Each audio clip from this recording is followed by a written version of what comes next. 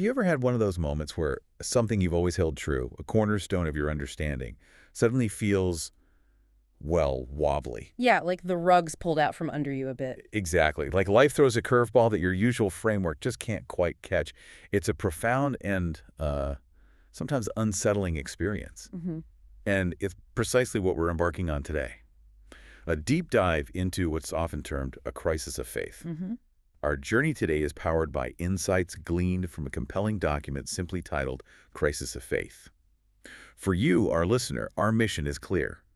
We want to unpack the surprising triggers, that set these profound moments in motion, Right. explore the vastly different ways people navigate them, and ultimately uncover how such a crisis isn't necessarily a dead end, No, not at all. but actually a potent catalyst for a deeper, far more meaningful understanding of our beliefs and, well, our entire experience of life. It's like getting a chance to really examine the foundations. Think of it as a shortcut to not just knowing what you believe, but truly understanding how you believe and why it matters.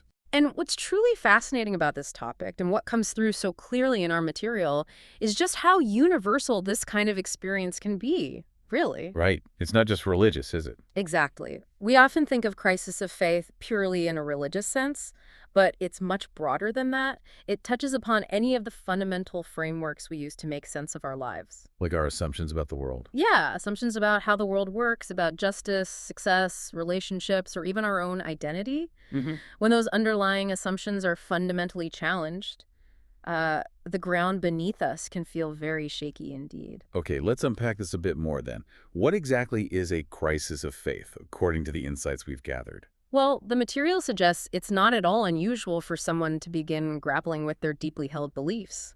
When does that typically start? Often starting around or after puberty, sometimes specifically noted after the age of 16.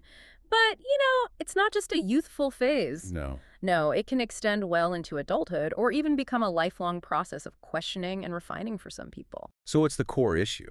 The core issue, as we learn, is when a person's existing framework, their faith, their worldview, whatever it is, can no longer adequately provide answers or explanations for new, often challenging life experiences. Can you give an example? Sure, imagine a child who grows up believing everyone is inherently good, then experiences, say, profound betrayal. Their existing framework simply doesn't compute. Or like a sudden tragedy? Exactly. Or sometimes it's a truly shocking event, a sudden tragedy, that hits with such force, their usual explanations just shatter. Right. That makes sense. That's right. It's that moment of profound disconnect, the inability to fully come to terms with a new reality or a deeply painful one using the intellectual and emotional tools your existing belief system provides. Yeah, and the consequence. Well, our material points out that for many, the inevitable result is a loss of faith because the old explanations simply aren't sufficient. Or maybe they feel they've been let down by what they believed in. It's not just an intellectual puzzle, it's deeply emotional and existential. Okay. And that leads to a really interesting counter question that the material poses. Uh-huh. What about those individuals who seem to move through life with this, unwavering sense of belief? Ones who appear to never experience a crisis of faith. Yeah, it makes you wonder, doesn't it? Are their understandings simply so robust, so all-encompassing, that they never waver? Is that it? It's a compelling question, and our material provides two main pathways for understanding these individuals. On one hand, yes, some people genuinely possess a deeper, more comprehensive grasp of their faith or worldview, one that inherently integrates life's complexities, including adversity, right from the start. Their framework is sort of already built for the tough stuff. Okay, so that's one reason. But there's a second, equally significant reason suggested. Many others simply haven't truly tested their faith against inexplicable or profoundly challenging experiences. So they haven't faced that kind of thing. Or if they have, instead, they prefer to attribute such events to what's often referred to as the mystery of faith. Ah, the mystery of faith. Here's where it gets really interesting, because the critique of this concept is quite sharp in the material. It is, isn't it? Yeah, it's not just presented as a benign shrug. It implies an unknown, certainly, but also maybe a certain degree of ignorance or lack of clarity. And maybe a reluctance to dig deeper. Exactly. An acceptance of a mystery can often suggest a reluctance to investigate further, to really push for the clarity that might be quietly or even loudly welling up inside.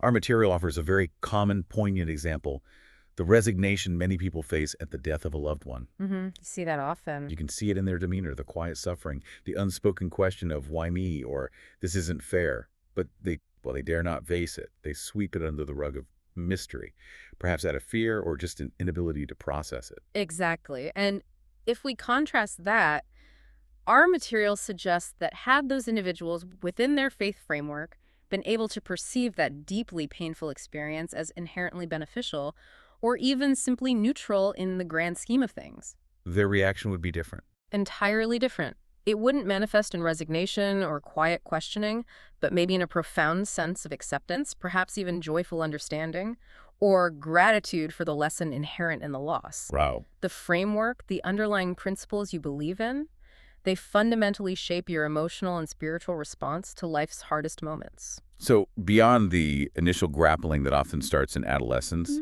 life doesn't stop throwing curveballs, does it? Definitely not. Do our sources reveal specific triggers that tend to emerge uniquely in adult life? Maybe as we navigate careers, relationships, major life changes? What else sparks a crisis of faith later on? They certainly do. Our material outlines two particularly common adult triggers. First, there's the profound challenge of trying to uphold cherished virtues, things like, true fellowship, compassion, or unwavering integrity. The ideals we hold dear. Right. When you come face to face with the sometimes harsh realities of a cutthroat, competitive adult world. Like in the workplace. Yeah, imagine a young professional full of ideals entering a corporate environment where maybe honesty is penalized or where collaboration is sacrificed for individual gain.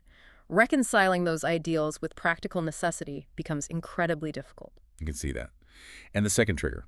The second major trigger is this sort of unconscious expectation that faith should primarily bring good fortune, or at least protection from harm. The idea that being faithful means life should be easy. Kind of. So when painful experiences inevitably occur, a career setback, a health crisis, relationship struggles, they're then perceived as punishment or judgment, especially when the individual feels completely undeserving. That I've done everything right, why is this happening to me? Yeah, Feeling. precisely. And that really presents a profound dilemma, doesn't it? It sounds like a no-win situation. It often feels that way. Do you compromise those deeply held virtues to succeed, risking running afoul of your faith and feeling judged? Or do you try to accept the world's realities, succeed, but maybe become a hypocrite in your own eyes? Or even drop the faith entirely because it just doesn't seem to offer a coherent path forward anymore. Yeah, it sounds like an agonizing conflict for many people. It is.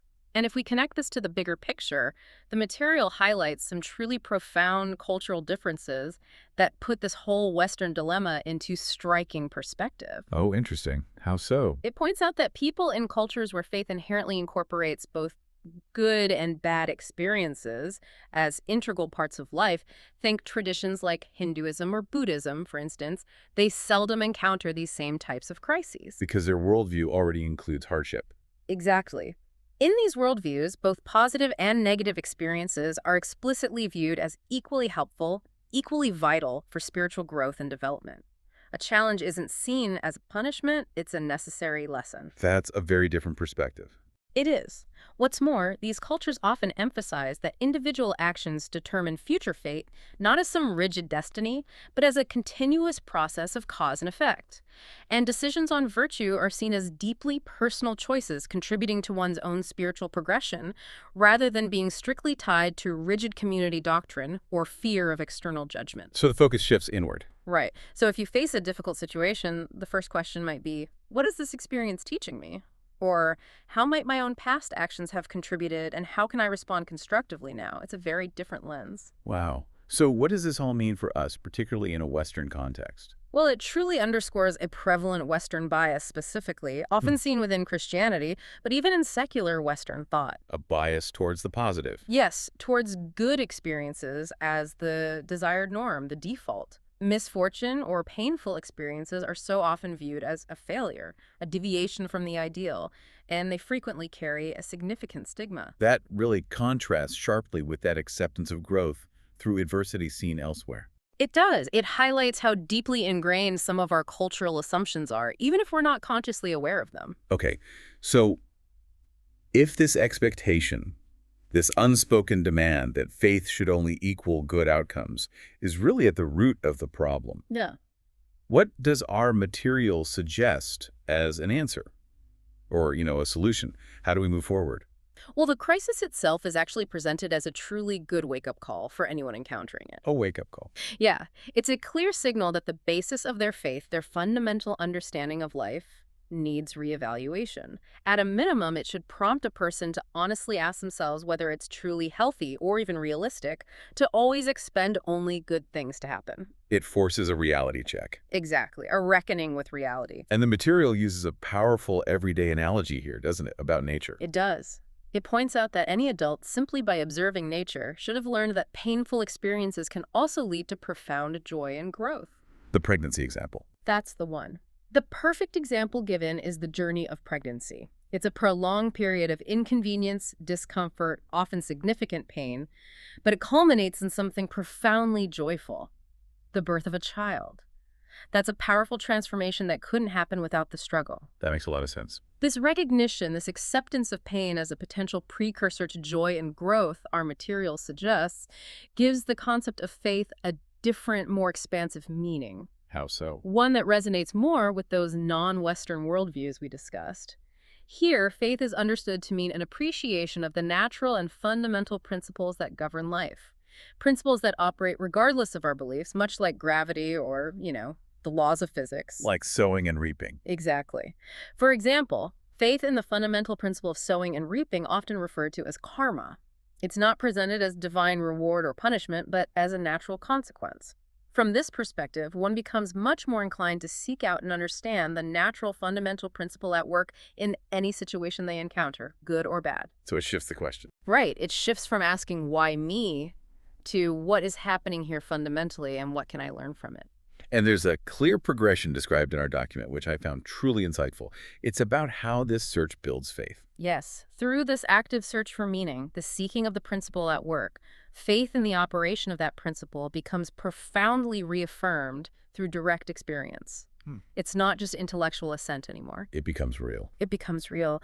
This gradually leads us from simply having faith in the existence of these principles, just believing they're out there, to gaining deep confidence in their consistent operation because we see them at work again and again. And finally, Through enough personal experience and understanding, we achieve conviction in their undeniable truth and power. like learning to ride a bike, maybe. That's a great analogy. Initially, you have faith it's possible. As you practice, you gain confidence. Eventually, it's just pure conviction. You know you can ride. It's a living, breathing faith, tested and proven by life itself. A living faith. I Uh, like that term. mhm. But this raises an important point, and one our material addresses directly. This way of looking at life's experiences, this active search for principles, it's not to be confused with fatalism. Right. That's a key distinction. How are they different? Fatalism, in many ways, isn't too different from blind faith. Fatalists make little to no effort to comprehend the logic or underlying principles behind their fortune, good or bad. They also tend to attribute all events to that inexplicable mystery of faith or some unchangeable destiny, perhaps with a stoic acceptance, but without the inquiry. So they miss the learning opportunity. Exactly. By doing so, a fatalist misses the vital opportunities for spiritual growth that every experience presents. They resign themselves rather than engaging with life to learn and evolve. The key difference is that active search for understanding. Okay, that clarifies things. So if this crisis is truly a wake-up call to extract powerful lessons for spiritual growth, how does one realistically begin to make sense of one's experiences in this new way? It sounds like a big shift. It is a big shift. And the material explains that one needs genuine knowledge of the spiritual principles that govern spiritual life. Knowledge is key. It's upon these fundamental universal principles, like those laws of cause and effect, we mentioned that a correct faith, as the material puts it, can be built. A faith that is robust, adaptable, and genuinely insightful. One capable of navigating all experiences, not just the pleasant ones. And where are these principles found? Are they secret? Not secret, no. Our material tells us they are, in fact, embedded deep within the sacred teachings of most faiths, across cultures and centuries. Oh, there's a but, isn't there? Yes, but due to what it terms distorted interpretations over time, it has become incredibly difficult for the average person to decipher them clearly from those teachings. So they're hidden in plain sight. You might say that, obscured by layers of dogma and, well, human interpretation. Is there an example of that? A very specific example highlights this perfectly. Our material notes that the average Christian may not immediately relate the natural fundamental principle of karma, that cyclical law of sowing and reaping, to Jesus Christ's profound teaching of love thy neighbor as thyself. How do they connect? Well, when you really look at it, the teaching, whatever you do unto your neighbor, you actually do unto yourself, is a direct expression of that very same principle of interconnectedness and consequence. What goes around comes around, essentially. Ah, I see the link now. It shows how these universal truths can be found woven throughout diverse spiritual traditions if we only look with maybe fresh eyes. And to wrap up this crucial section, our material actually points towards a specific resource for those interested in diving even deeper. Yes, it does. It recommends examining the book In the Light of Truth, also known as the Grail Message by Abdrushan. It states that in this work, these natural principles and their intricate workings are explored in great detail. The idea being that armed with this knowledge, one can genuinely develop for themselves what the material calls a living faith. A faith that's active, not passive. Exactly. A faith that isn't static or dogmatic, but one which empowers them to gradually decipher the principles and extract the lessons from every situation, every challenge, every joy they encounter in life. It's about personal experiential understanding. We've taken a truly fascinating journey today, haven't we? From the initial shock and disorientation of a crisis of faith Right, through to its potential. to the profound potential it holds for deep spiritual growth and a complete reevaluation of how we understand life itself. Yeah. It's clear that questioning isn't a weakness at all. No, it's an invitation. An incredibly powerful invitation. An invitation to dig deeper, to understand more, and maybe to build a framework that can truly withstand anything life throws at us. Absolutely.